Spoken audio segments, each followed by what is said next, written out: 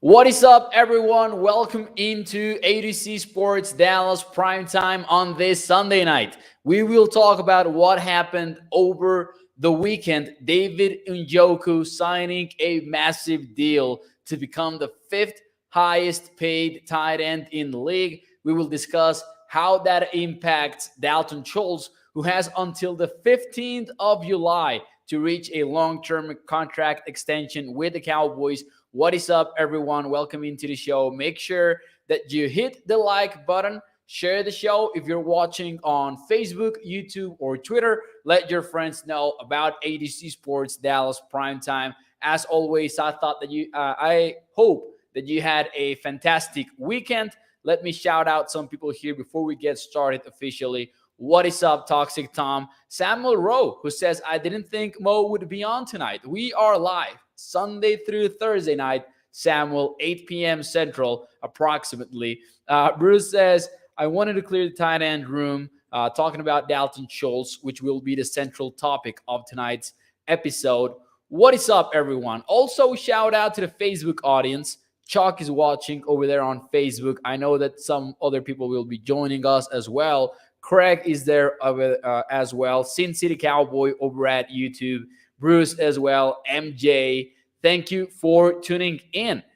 Later on the show, we'll discuss some other stuff. But for now, let's get this started officially. Now that more of us are here, here we go.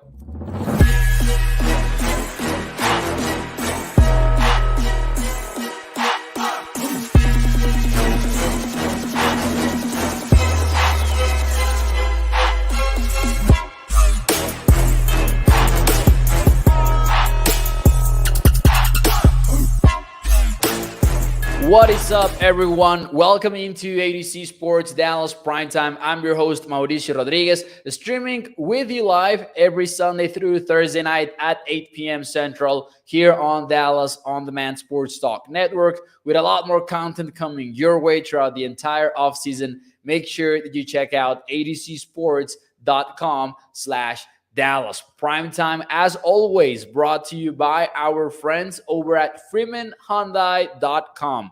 We will discuss them and the ride of the week in a few moments here on Primetime. And tonight we will talk about what happened over the weekend, because Dalton Schultz has got to be one of the biggest winners of the last couple of days, because David Njoku's new deal was announced with the Cleveland Browns, and it is a pretty good deal for him, and it will surely impact the tight end market in which Dalton Schultz is participating. And we'll discuss what the numbers could look like, and more importantly, are the Cowboys really going to do it or not? We will discuss all of that later on the show. A particular Dallas Cowboy was singled out as one of the top 5 favorites to make the upcoming new Madden cover. I don't know about that. I actually would put another candidate in front of the one outlined by NFL.com, but we will discuss that later on the show. And we will close out this Sunday night episode with the best thing in sports. We will share what, in our opinions, was the best thing in sports.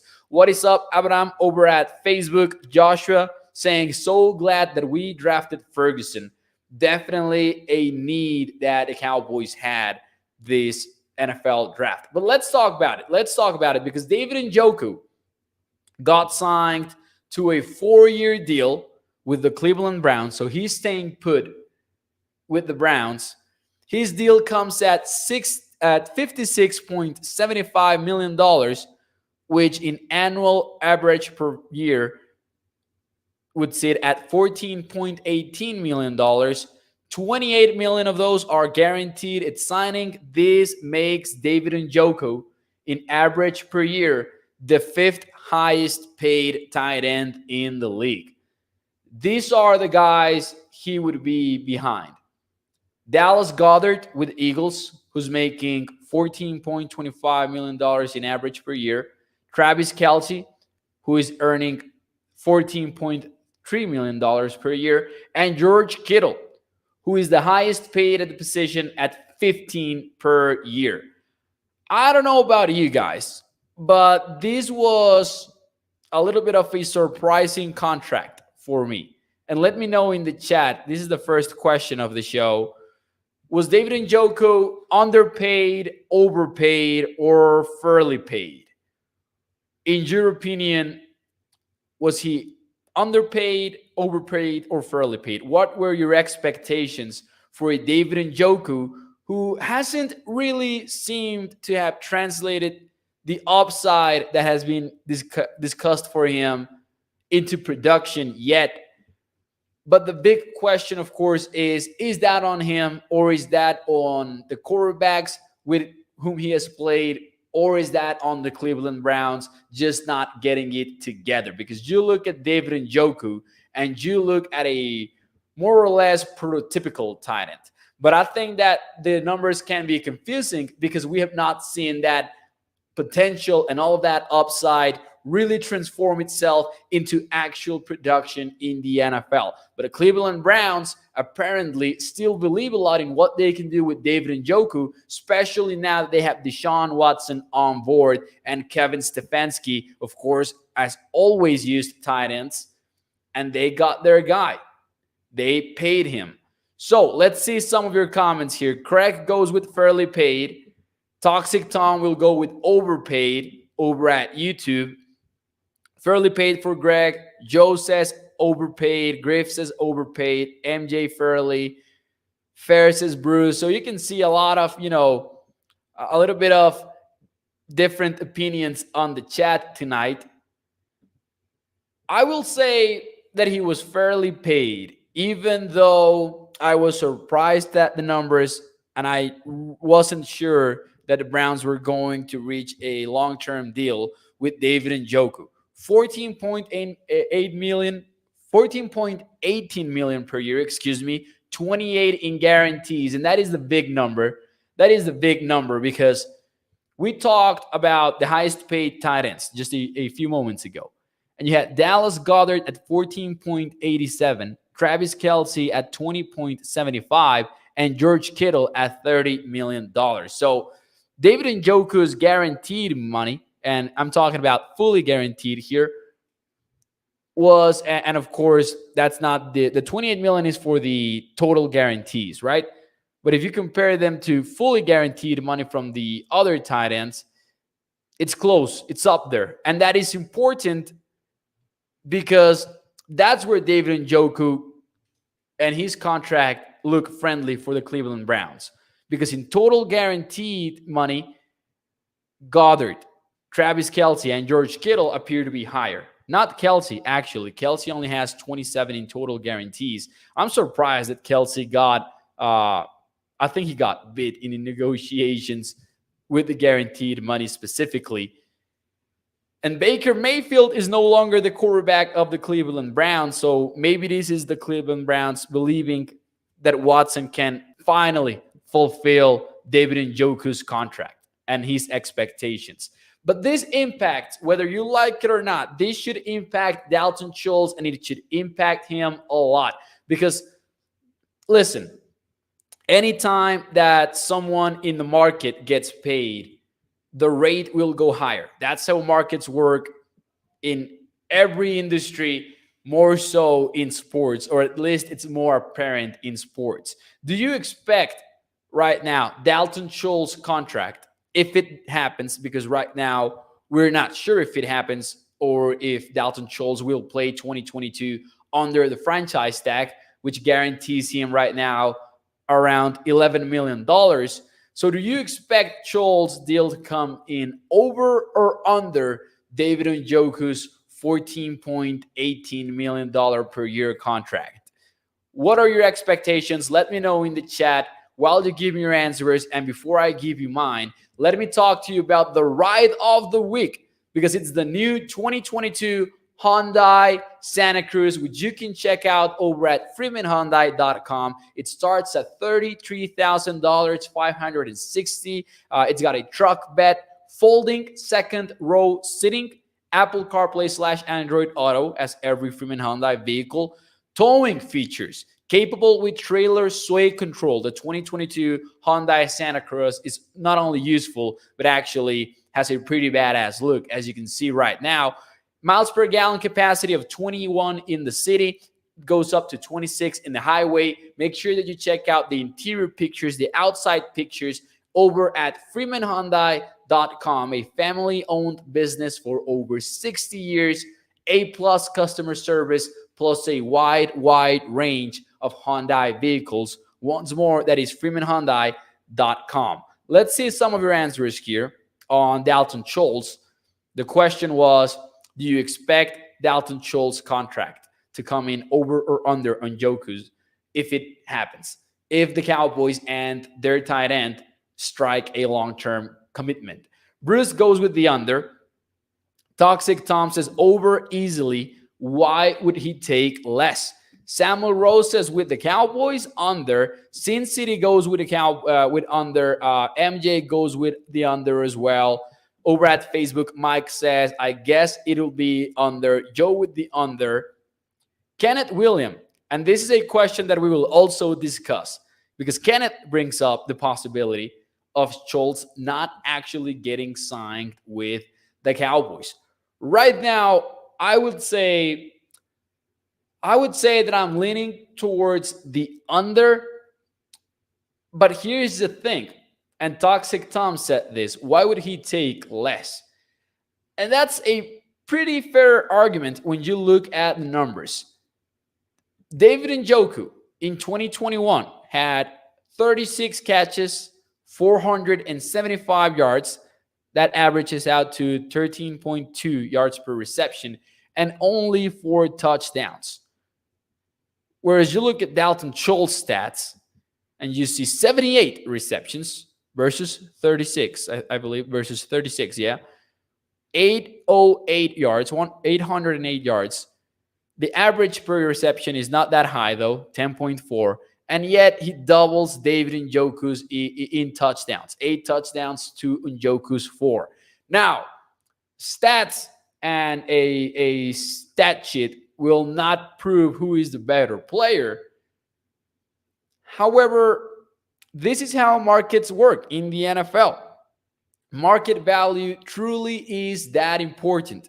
If David Njoku more or less set the benchmark, then you need to assume just by default that if the Cowboys want to keep Dalton Schultz, that is like your benchmark number.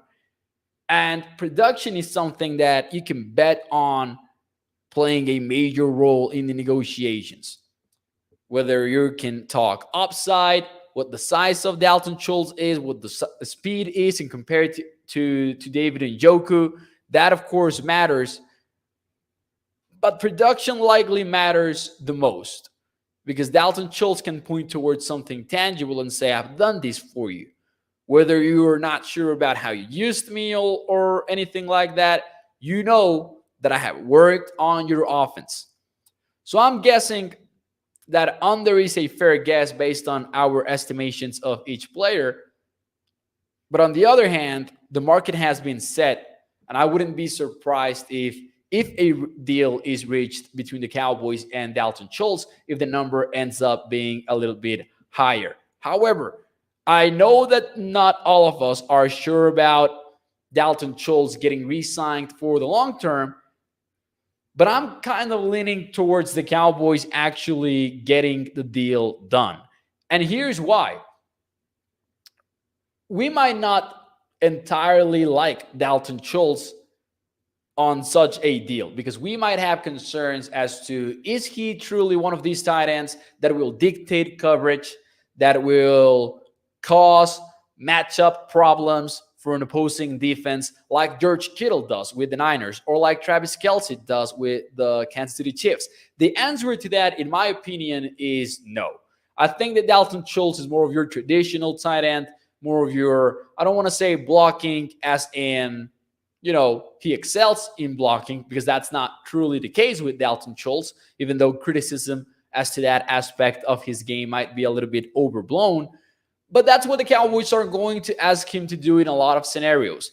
And most of the time when Dalton Schultz goes out on a route, he's not going to be running overs or vertical routes down the seam, although he does that as well. But he is more of a short intermediate kind of tight end that the Cowboys will look for because of his safe hands more than because of his vertical skills in the passing game. And although we feel like Dalton Schultz is not comparable to some of those guys that are among the highest paid in the league, isn't that what the Cowboys want out of a tight end? Haven't we kind of learned that by now? Maybe he's not anywhere near to Travis Kelce or anywhere near to not use such an extreme example, a Mark Andrews with the Ravens or a Dallas Goedert with the Eagles as a receiver. But the Cowboys like what they have in Dalton Schultz because that's what they seek in a lot of these tight ends. Just look at what Mike McCarthy has recently said about Jake Ferguson. He's been so happy about Jake Ferguson because he was asked to block primarily in Wisconsin. A lot of people have compared the Dalton Schultz pick in 2018 to the Jake Ferguson pick in 2022. And I believe that's for a good reason. That's what the Cowboys want on a tight end. So I kind of understand why Cowboys Nation will be hesitant if the Cowboys end up signing Dalton Schultz on one of these deals that would be among the leaders in the NFL. But I can definitely see them doing so. Now, Craig says Ferguson is not that good. Trust me. But let's leave the player evaluation for another day because that's not the point that I'm trying to make tonight. What I'm trying to say is that's what the Cowboys are looking for on a tight end. Are we sure they're looking for that vertical threat, major force in the receiving game sort of tight end? I'm not sure that they are. I'm pretty sure that they're happy with the mold that they have in Dalton Schultz. So the question becomes, in that case, maybe a tight end of Dalton Schultz mold is not worth one of the highest paid contracts in the league at the position. But how hard is it to find another Dalton Schultz? Is it hard enough for you to be okay with maybe overpaying him a little bit just for him to stick around? And I think that when it's all said and done, maybe the Cowboys can get Dalton Schultz signed to a similar deal to David Njoku, in which maybe the biggest strength of it is the guaranteed money and the fact that after 2 seasons, you might be in a position to get rid of him. You might take a cap hit, but it might not be that big of a commitment for the long term. Toxic Tom says, in Kellen Garrett Moore's offense, not that hard. Griff says, we all like Dalton Schultz is doing, but he is replaceable, can overpay. And that's the thing. I have a lot of doubts about re-signing Dalton Schultz to one of these deals. I really do. I'm going to be honest with you. I'm not entirely sure the Cowboys have as many doubts. Samuel Rose says they want one vertical threat like Jarwin one within type tight end, says Samuel Rowe. Let's see. Ninja says, I would rather they start looking at Diggs or Lamb's contract, which would be eligible, of course, in 2023 for, a contract extension. And I'm pretty sure that they will maybe approach that next offseason. Hopefully they don't wait around, which they have before. And that's something that we are hoping the front office has learned about, that waiting usually tends to losing on the negotiating table. Samuel says Cowboys fans have been conditioned to worry about a cap by Cap Boy. Joe says McCarthy is building an offense that is similar to what he had in Green Bay, so Pollard will be more important than Schultz, says Joe. Interesting take there. I would argue, though, that in those Green Bay offenses, tight ends mattered a lot. And to be specific, and to be more specific, blocking tight ends matter a lot, because 12 personnel has been a big thing in Dallas and has been a big thing in McCarthy's offenses. And that might not be in line with the trends around the NFL. I'm not sure that's necessarily a bad thing, but if it works with receiving tight ends, then you can really reach new dimensions with your tight ends. Toxic Tom just frustrated with the front office. Bruce says, I want them to lock Terrence Steele in if he blows it away again, says Bruce. And while I agree, that seemed to me like something they should have done before getting rid of Lyle Collins. Because right now, if you're Terrence Steele and you're getting a shot to start for the entire 2022 season, you're probably going to play a little bit of hardball on the negotiating table. Terrence Steele might be looking to bet on himself and put together a 17-game season in which he looks solid and he can get starting tackle money right away. I think that the Cowboys are in a position in which they're not on a spot in which they can take advantage of Terrence Steele not being fully proven for an entire year. Maybe that should have gotten done before the Cowboys got rid of Lyle Collins. Rolando says they don't want to pay that much money for a tight end. Cap boy, penny pincher, go Cowboys, says Rolando. Thank you to Rolando for being here. Hey, I don't know, because at the end of the day, he is one of their guys. And the Cowboys, I get when we kind of doubt whether or not they will pay outside free agents. But as long as they're an in-house player or project, I can see them paying top dollar for just about anybody, honestly. But anyways, moving on. That will be interesting to watch. David Njoku, $14.18 million per year is what he's getting on a 4-year contract with the Cleveland Browns. Watch out, because Mike Gesicki, Dalton Schultz, they could be next on this year's market. July 15th is the final day in which the Cowboys can strike a long-term deal with their tight end. We'll see if it happens or not. Let's talk a little bit of Madden. And I actually played Madden for the first time in I don't remember, maybe in a year. I haven't played Madden in a long time, but I did so because a good old friend is in town, and we have this long-standing rivalry between each other. And I stumbled upon an NFL.com article, so maybe a little bit of poetic, coincidence there. I stumbled upon an NFL.com article by Bucky Brooks in which he outlined his top 5 candidates for the new Madden cover. And he suggested a Dallas Cowboy player. And my question from me to you guys is, if it were to be a Cowboy, which Cowboy has a higher chance of ending up in the Madden cover for this year? Because Bucky Brooks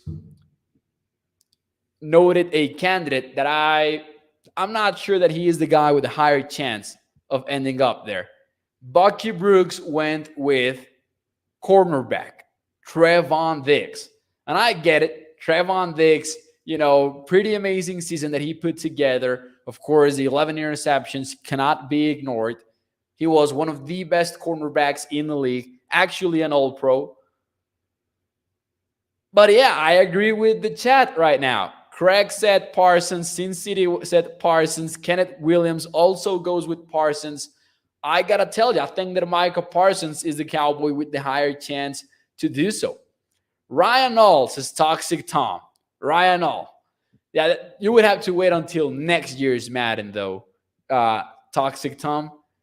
The Trevon Diggs hate is real, says Samuel. And it's not even hate against Trevon Diggs. I just think that if I had to bet on a single Cowboy, it would be the guy that actually got 5 Defensive Player of the Year votes while doing something that was more or less new to many fans in the NFL in such a versatile fashion.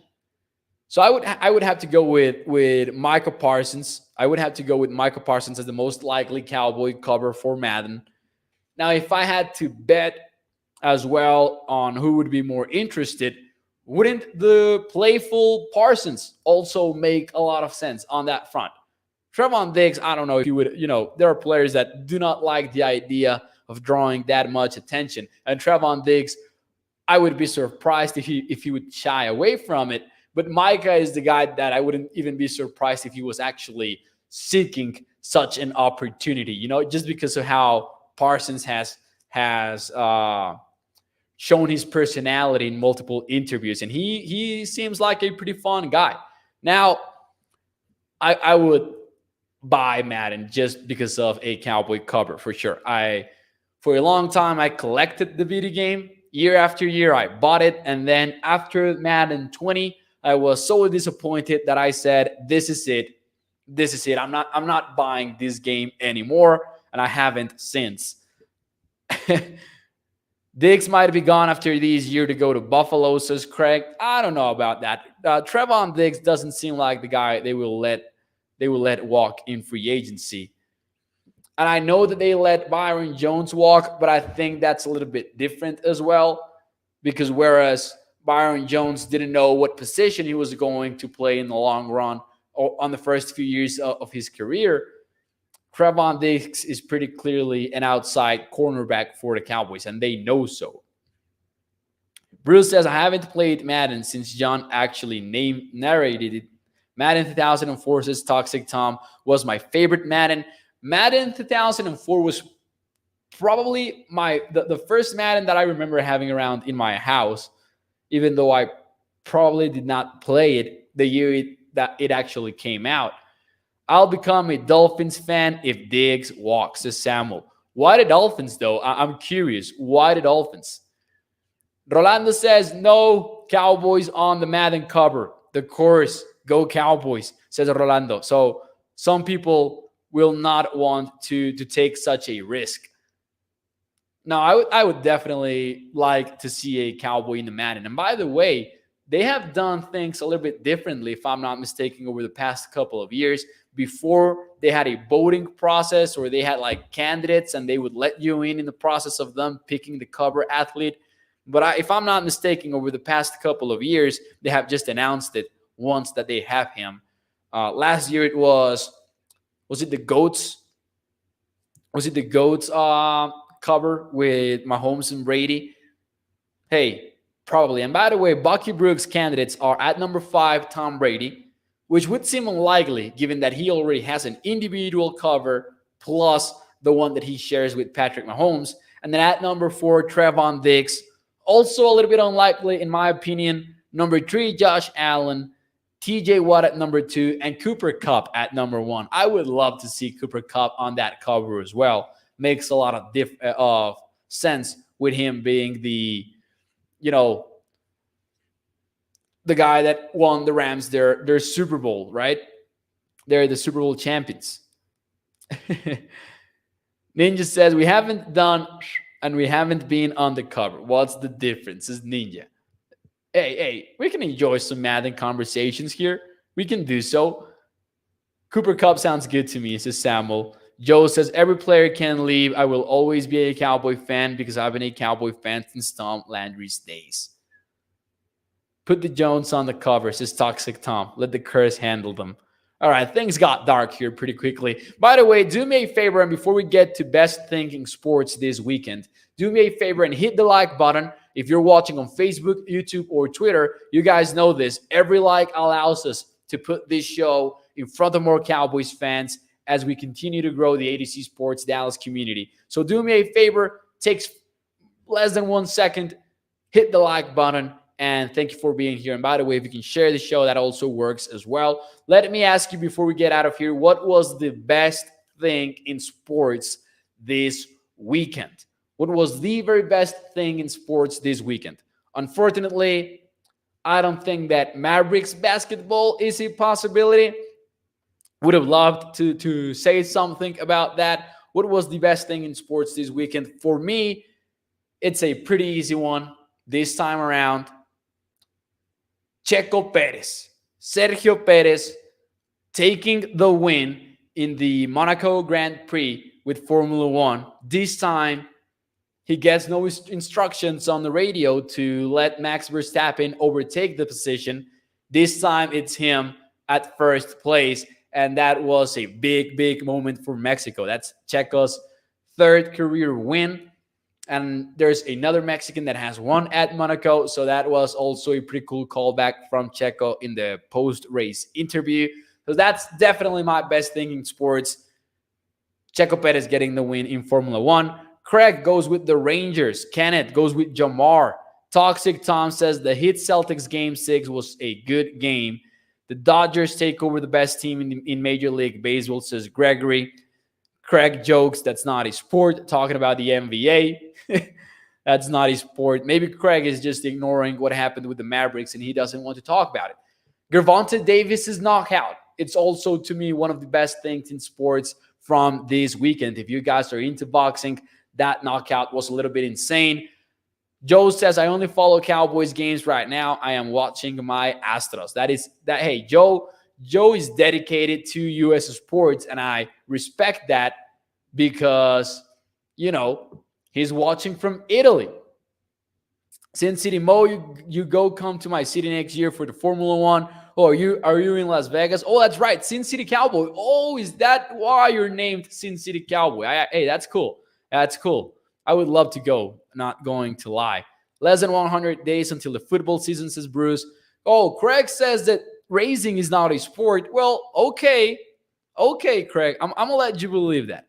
I'm going to let you run with that. I'm not going to make that a debate because it isn't. It really is a sport. Anyways. Mo, I hope they put John Madden on this year's game to honor him passing, says Toxic Tom. That is right. That is also a big time possibility. That hadn't crossed my mind. Are there OTAs this week? There should be, yeah. Checo Perez, great win, says Abraham. Let's go. I know that Abraham is from Mexico. Any update on free agents, says Russell? Not really. Not really. I don't have any for you. All right, guys. I will let you get out of here and enjoy your Sunday night. Thank you for joining ADC Sports Dallas Primetime. Remember, we are live every Sunday through Thursday night, 8 p.m. Central. Primetime, as always, brought to you by our friends over at freemanhyundai.com. Make sure that you guys go check it out. Like the video, share the stream. I'm your host, Mauricio Rodríguez, and I will see you tomorrow night, 8 p.m. Central. Thank you, guys. Have a good one.